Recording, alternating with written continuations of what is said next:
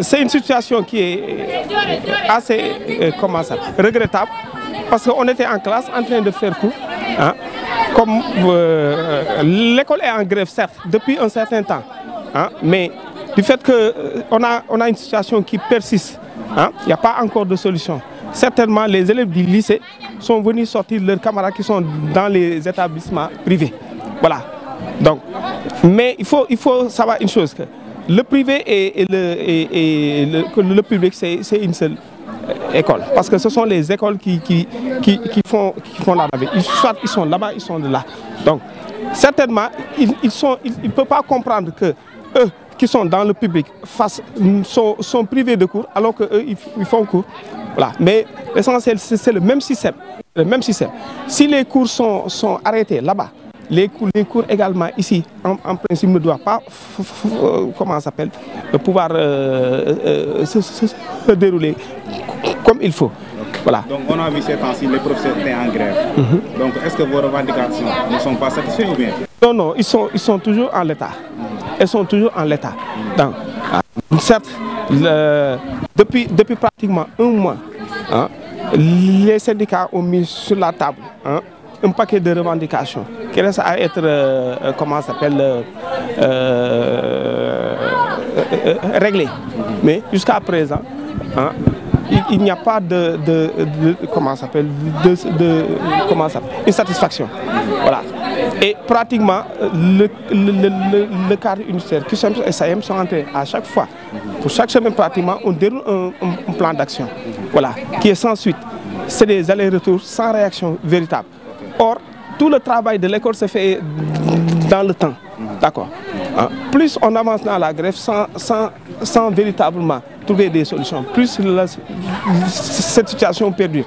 Parce qu'en ce moment-là, on devait être en composition. Mais du moment que les cours sont bloqués, on ne peut pas faire ces évaluations-là. Or, hein, on a un temps qui est très précieux. Quoique il faut aller dans le sens de trouver des solutions. Là. Les crises sont inhérentes à l'école, mais il faut trouver des solutions. Hein? Et c'est possible. Là. Il faut que les autorités qui ont en charge ce problème-là puissent, avec les syndicats, essayer de trouver une solution. Voilà. Donc, quel est votre message que vous lancez par rapport aux élèves? Le message que je lance, c'est que hein, la place des élèves, ce n'est pas dans les rues, ce n'est pas avec la violence qu'on peut régler ces problèmes. Mais il faut les comprendre, ce sont des jeunes. À chaque fois, c'est une même école, je ne cesse de le répéter. Il n'y a pas de privé et de public. Hein. Ce sont tous nos enfants. Donc, ils n'ont pas intérêt à rester. Les problèmes sont les mêmes. Donc, il faut essayer de s'asseoir autour d'une table et trouver une solution. Certes, les élèves ont envie de regagner leur qui, mais il faut que ceux qui doivent réagir, l'État en l'occurrence, hein, réagissent et trouvent hein, rapidement des solutions. Okay. Les enseignants sont disposés à cela. Voilà. Merci. C'est monsieur? Monsieur Ao. Monsieur Ao. Merci beaucoup. Oui, bonjour à tout le monde. Bon, on est réunis là aujourd'hui à propos des grèves, à propos des grèves des professeurs. Et nous, en tant qu'élèves, on ne cherche pas quel est le problème entre gouvernement et professeurs. Mais non seulement nous voulons étudier, parce que ça fait des années qu'on n'a pas étudié. Il y en a parmi nous qui sont en classe de terminale et de troisième, et il sera bientôt les examens. Ça fait combien de temps que vous n'êtes pas en classe? Ça fait une durée de 3 semaines. Hein? Donc vous savez pas quelle est de venir et de rentrer gratuitement. Raison pour laquelle on a fait sortir même les établissements privés pour qu'ils viennent nous accompagner. Et on doit montrer à l'État qu'actuellement on est déconcentré et on est perturbé à cause de ces grèves-là. Ouais, bien.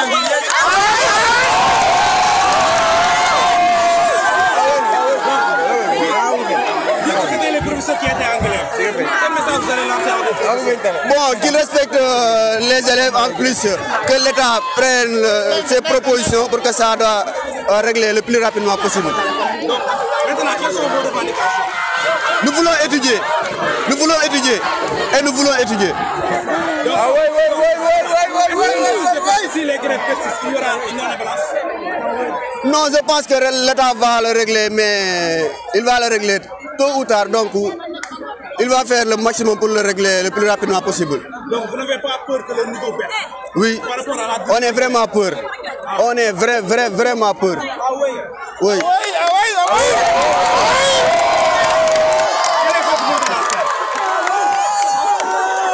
Bon, je veux que la mobilisation reste comme ça. Et à chaque fois, quand il y a grève, on descend sur le terrain et montrer au gouvernement qu'actuellement, on est en train de déconcentrer et perturber. Donc, il faut régler ça le plus rapidement possible. C'est-à-dire qu'à ce moment, il y a les grèves qui s'accentuent. Et si nous prenons les jours de la semaine, nous apprenons simplement 2 jours, des fois 3 jours. Et ça nous fait mal parce que en tant que classe d'examen surtout, nous avons des examens à faire au fil d'année. Et l'État, je suis sûr qu'il va faire en sorte que l'année ne soit pas blanche. Donc il faut, et nous avons des leçons aussi kilométriques. Donc il faut l'État nous vient en aide pour essayer de parler avec les professeurs, essayer de trouver des consensus pour nous sauver notre année. Okay.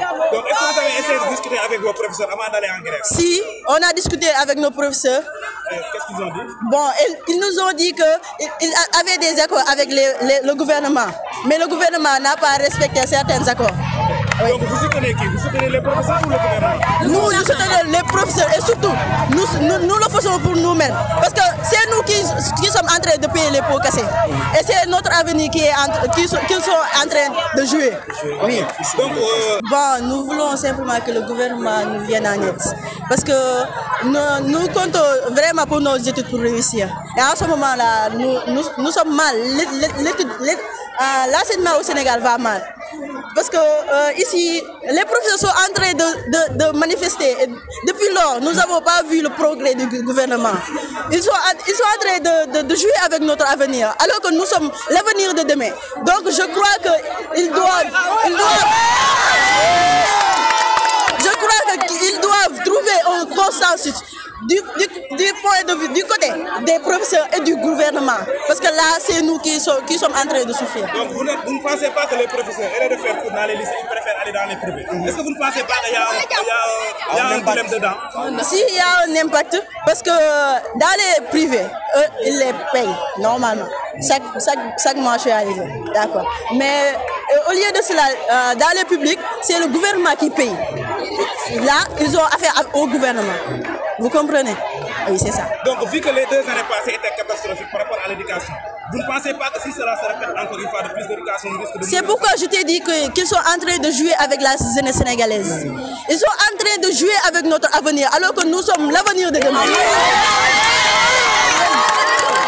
Donc, quel message vous lancez aux élèves? Bon, si ça persiste, je lance un message à tous les étudiants sénégalais, à tous les élèves sénégalais.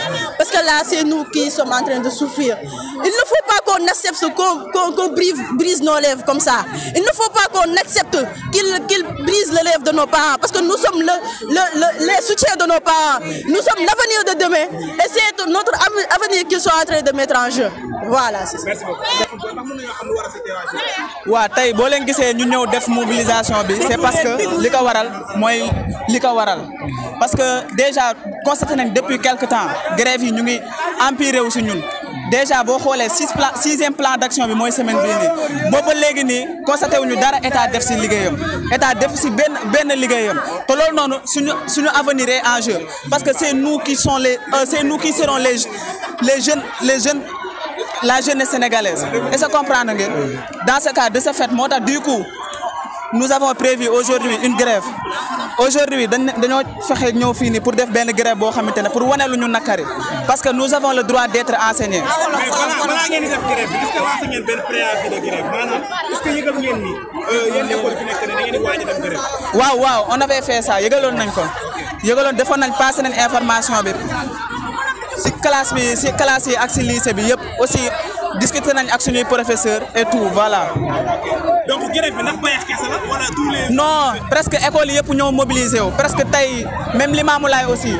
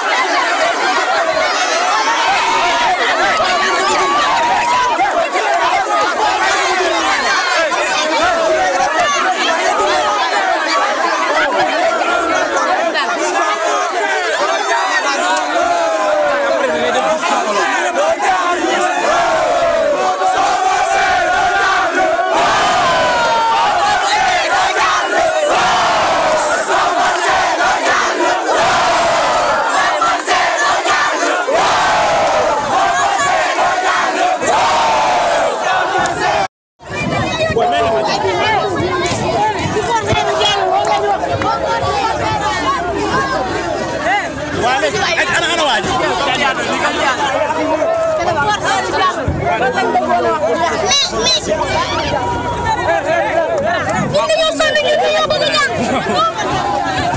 tolloon si presque aujourd'hui boo xoolee si tey jii nii mercredi presque école yu Sénégal yëpp dañoo mobiliser wu ndax lan moo ko waral dañoo sonn parce que bu ñu xoolee constaté nañ depuis quelque temps ñoo ngi grève professeurs yi ñu ngi grève ñun lijjantiwuñu région yi xamuñ luy région yi mais ñun lenn moo ñu ñor dañoo ay candidats lañ surtout les candidats aussi ay candidats lañ dañoo war a def bac te aussi loolu noonu day répercuter wu si niveau élèves yi. est-ce que comprend waaw maanaam syndicat des enseignants yi nekk fii Sénégal. ñoom ñooy def grève ñoo def léegi lan message ngay lancé par rapport au syndicat yi nga xamante ne chaque année depuis 2012 si sama souvenir bien chaque année dañuy gis ne nit ñi dañuy wax naan année blanche moo doon lan nga leen lancé. non loolu si état bi la parce que état bi normalement moo war a jël ay mesures am ñoom lu ñuy def ñoom lu ñuy laaj professeurs yi ñoom lu tax ñuy grève état moo leen ko war a régler sinon su fekkoonte ne du loolu parce que ñoom déjà lijjantiwul leen depuis quelque.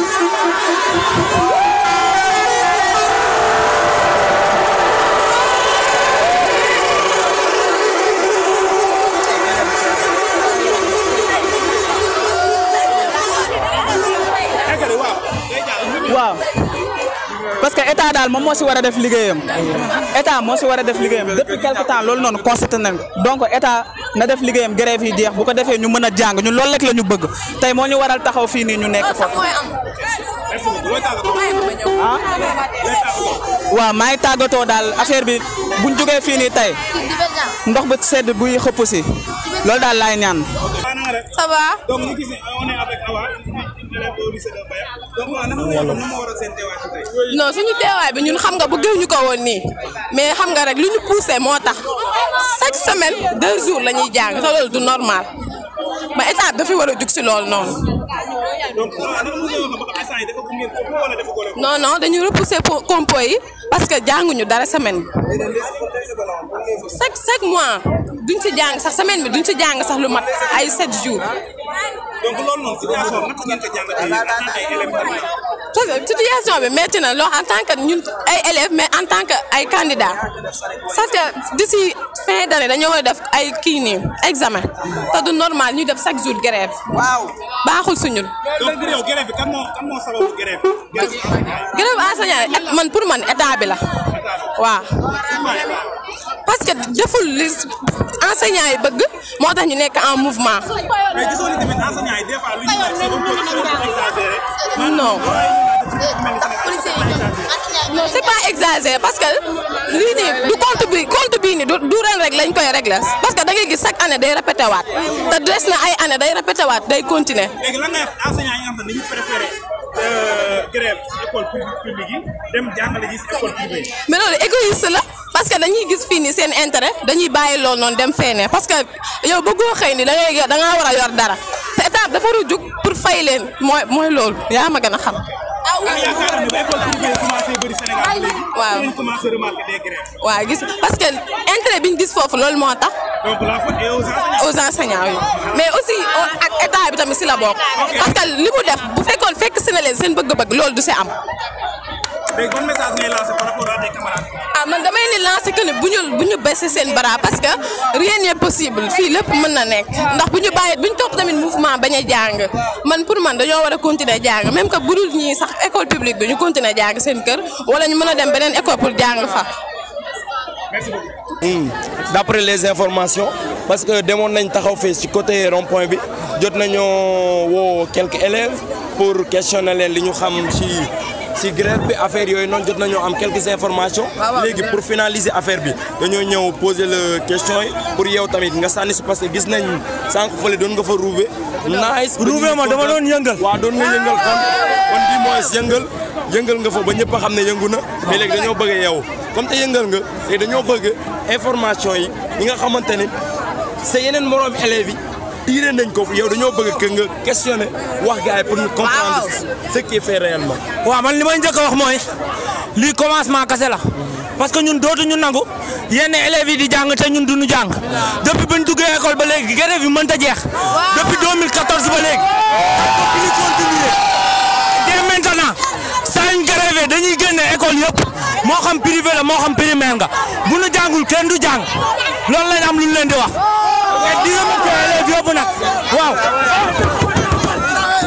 bu nu jàngul benn école du jàng Macky Sall dafa war a jug ci la nga xam ne enseignants yi moom lañ koy laaj boobu ba léegi liñ koy laaj méttiwul parce que ñun nous sommes conscients ay élèves lañ xam nañ li xaw lépp enseignants yi li ñuy laaj mooy liñ signé woon ñu defal leen ko mais loolu yomb na bu ko mënul nu koy signé à partir d'aujourd'hui bu nu jàngul ay doomam duñ jàng doomam du jàng kenn du jàng. waaye léegi ñun bi ñu constaté si li nga wax comme yow am na lu la métti réellement parce que je pense que ne am na lu la métti mais da nga koy def ak nga ànd ak dal te parce que xatar fajul dara mais li nga xamante ne moo nekk sa xol da nga koy génn ñi xam ne lii moo nekk sa xol parce que mu yegg fa mu war a yegg. ñun tekk ak tey moo tax ñu toog boobu ba léegi réagir mais année baa ngi dem 5 mois jàll na mënaguñoo def benn évaluation loolu est-ce que c'est normal mënatuñoo nag nekk fii naan dañuy tekk ak tey Macky kum dégg la bëgg te dina nu dégg il va nous entendre.